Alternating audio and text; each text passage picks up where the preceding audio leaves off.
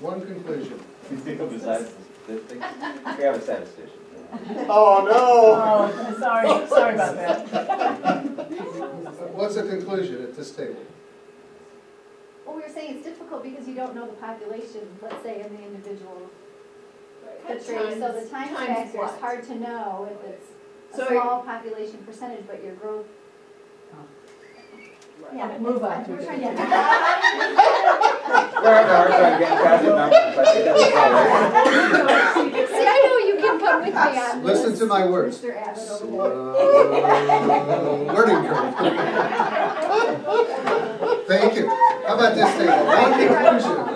What'd y'all come up with? One item. We didn't really talk about it. We're still sitting there trying. They're still surprised by the big fiery ball in the sky. Non-Western, that's what we're talking about. Growth in non-Western area.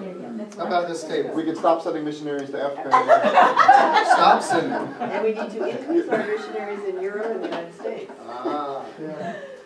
Are they spot on? That was kind of fun. Did you all have a different conclusion about anything? No.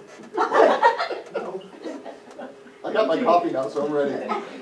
What do you think? To sort of just simplify it, Christianity movement, missionary force and all that has shifted from north to south and from west to east.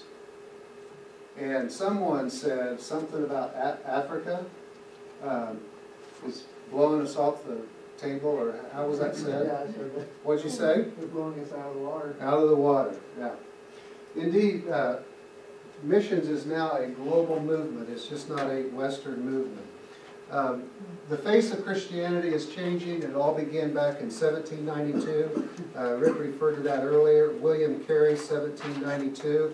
And for almost 200 years, it remained a Western-focused movement, sending out folks from the Western area. Now, here are a few examples of how the face of Christianity is changing. Notice with me South Korea.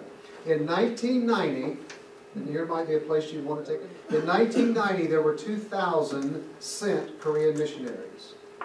Today, it's 15,500. And that's a period of about 20 years, the change. In China, the Back to Jerusalem movement, some of you have heard of that. Among the house churches, they've committed to send 100,000 missionaries westward from the east.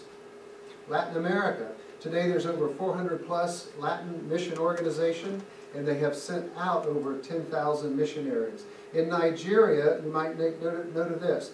In 1986, there were 10,000 expatriate missionaries, foreign missionaries, serving in Nigeria. 1986, 10,000 Western missionaries serving. Today there's fewer. Today we're looking at just over 800 foreign missionaries, but the Nigerians have sent out 5,600. From 10,000 foreign missionaries down to 800, and the Nigerians from 500 to 5,600. And they've committed to send out, as you see there, 50,000 by 2020. Where are they sending them to? All over. Not necessarily west. Correct. And not necessarily beyond their nation, but to different people groups within the nation, as well as elsewhere. Cross-cultural ministry.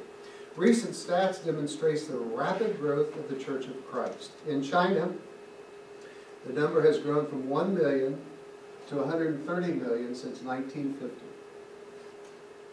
Isn't that amazing?